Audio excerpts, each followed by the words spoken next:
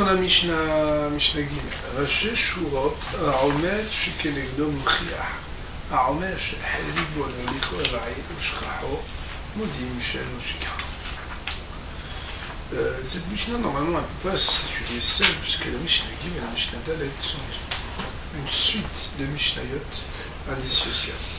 Mais méthodiquement, nous traduisons d'abord cette première Mishnah avec son antécédent avant qu'on ait étudié la suivante. Rocher Shurot, littéralement les têtes de rangée. Alors, même chez Kenegdo Mochiach,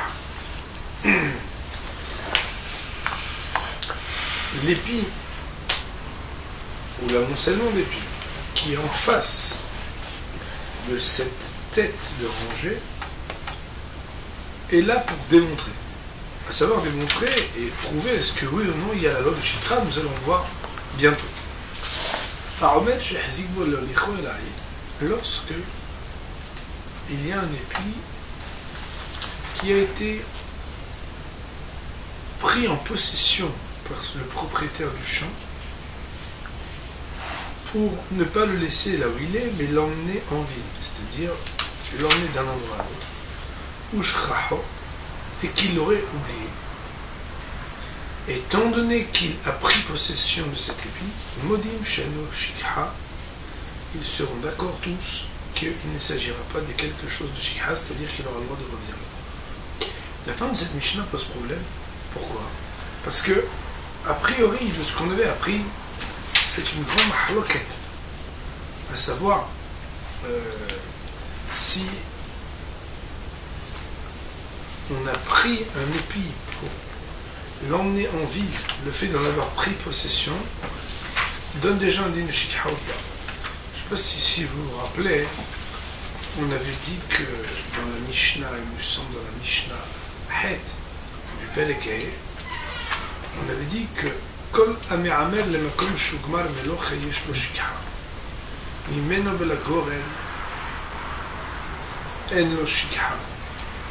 Et il était mentionné là-bas que à partir du moment où j'ai pris une possession de quelque chose pour l'emmener ailleurs, alors il n'y avait plus de digne de shikha, mais on avait vu que c'était une mahaloket, que pas tout le monde était d'accord avec ça. C'est pourquoi on va peut-être émettre les réserves comme marqué modim. Ça ne veut pas dire que tout le monde est d'accord avec ça. Nous dit Barthénora sur cette très courte Mishnah, qui, comme je vous l'ai dit, est une introduction à la Mishnah d'Anne. Alors, chez Shurota Omer, chez Kenegdo Mchiach Lekaman, plus loin, mais Samour. Donc, dans la Mishnah qui va succéder, mais Farash là, on va l'expliciter. Voyons directement et exceptionnellement la Mishnah d'Alet dans la foule. Ve'elwen Raché Shurot. Qu'est-ce que c'est? Ah non, normalement, je lis tout entier.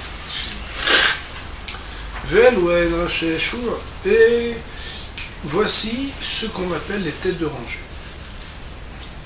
C'est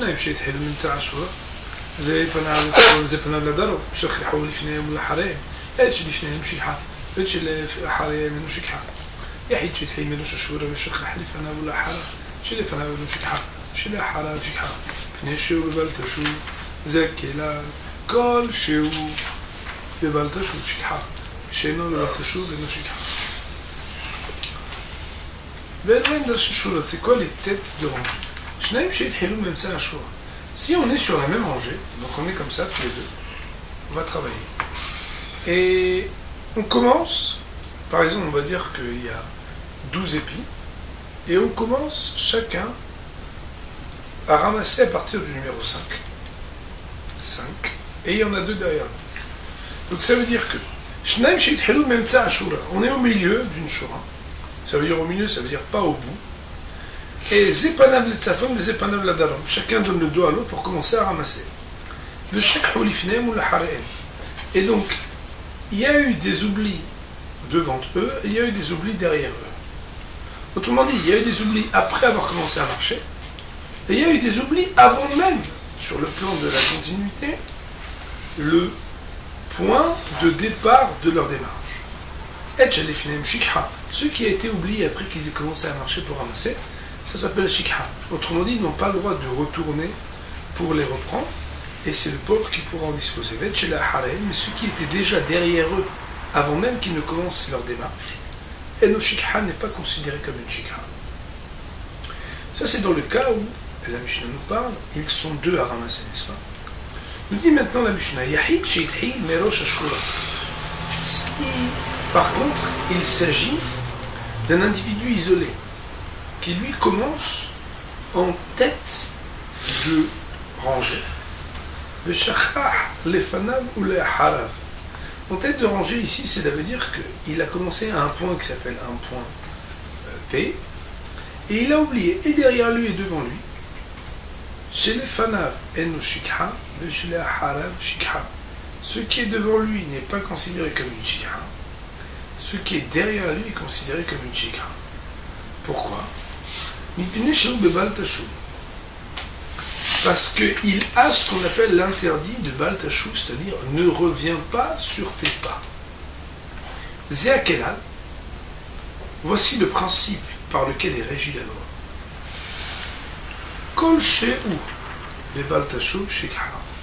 Tout ce qui répond de l'interdit de tu ne reviendras pas sur tes pas, alors Shikha est considéré comme une Shikha.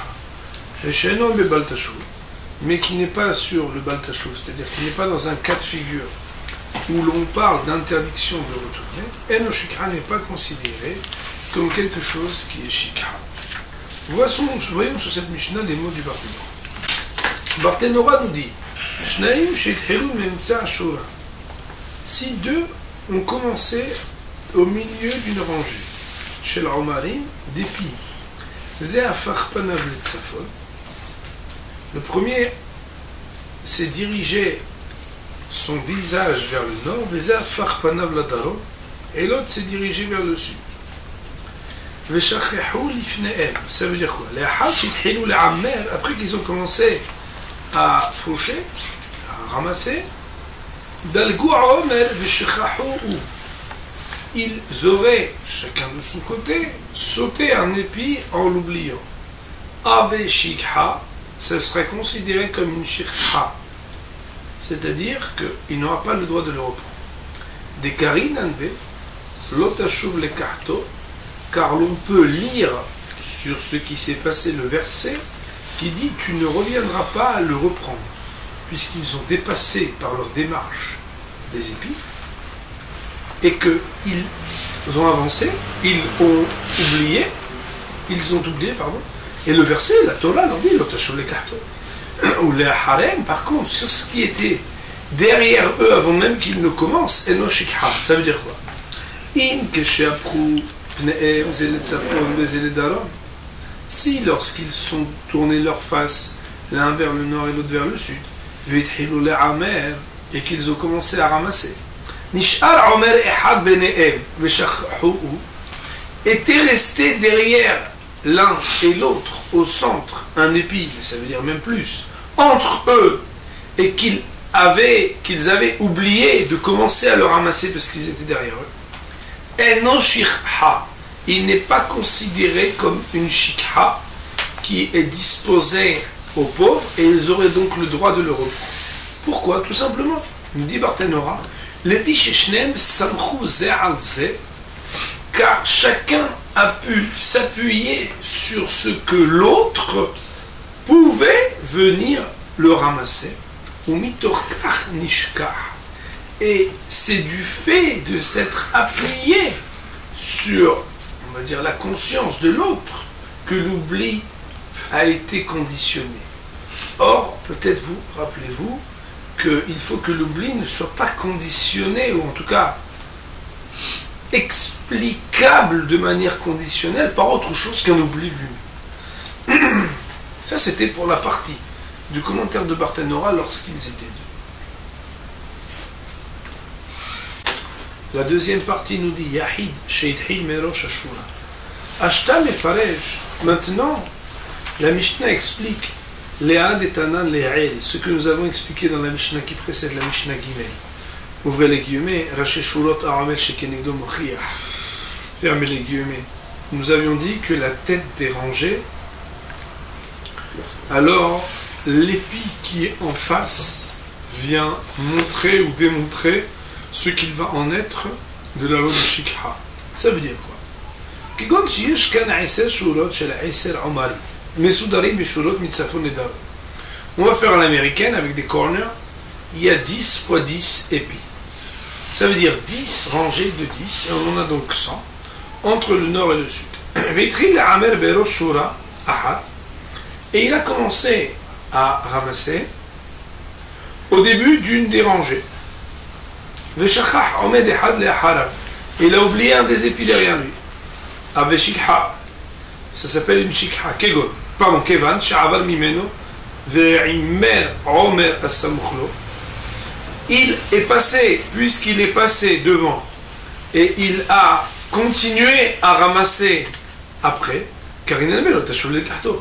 Mais à partir du moment où tu as continué, c'est que tu as oublié, tu es passé devant, la Torah te dit, tu ne reviendras pas à reprendre. Mais si la personne, elle avait par exemple 1, 2, 3, 4, 5, 7, 8, 9, ou 1, 3, 4, 5, 7, 8, Daïnou les fana, il en reste une ou plus devant lui. Et après il revient à la ligne qui est en dessous. Alors dans un cas pareil, ça ne s'appelle pas une shikha. Pourquoi? Parce qu'on ne lui dit pas fais pas machine arrière pour reprendre. Chez Ani Omer, parce qu'on peut expliquer ce qu'il a fait de laisser ses épis. Et là, il est fait dans le sens nord-sud, mais après, il va certainement faire est-ouest, une autre, on va dire, lignée pour ramasser les épis. Et c'est l'explication de ce qu'il est marqué dans la Mishnah précédente, la Mishnah Guillemets, quand on a dit, en ouvrant les guillemets, l'épi qui est en face vient démontrer, on va dire, vient démontrer quoi? La méthode par laquelle il vient ramasser. Que les épis des autres lignes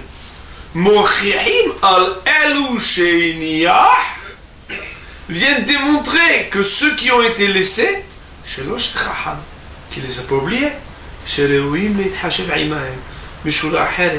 qu'ils sont appelés et donc possiblement considérés comme une autre ligne, c'est-à-dire une ligne qui va, au lieu de commencer par le nord et aller au sud ou sud et nord, va faire partie d'une autre ligne qui serait une ligne qui s'appelle est-ouest ou ouest-est. Pour cette nuit, je te nous allons faire Baruch Adonai Le'olam. Amen.